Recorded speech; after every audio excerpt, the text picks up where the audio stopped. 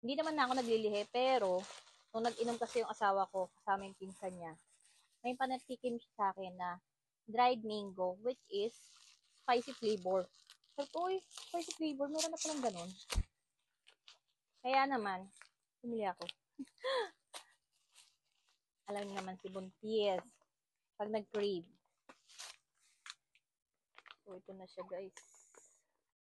Magandaan dyan, resealable siya. Ayan, o. Diba? Kasi may mga nabibili akong dried mango. Yun nga lang, hindi siya resealable. And, syempre, each time na hindi ko naman siya nauubos. So, ang tendency niya, pag tinitikman ko na siya mga ilang araw after that, parang hindi ko nag-trip yung lasa niya. So, ito, maganda kasi resealable siya. Ang bango.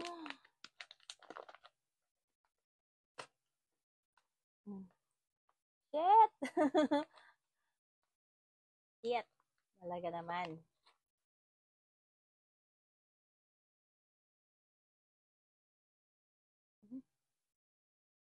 Mm.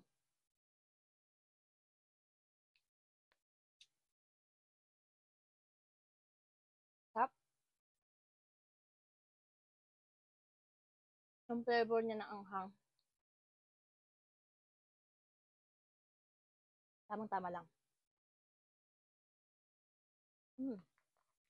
So, kung kayo ay pagkatapos kumain at naghahanap kayo ng pantanggal umay, or kaya naghahanap kayo ng dessert, daling araw, pang merienda, sarap nito.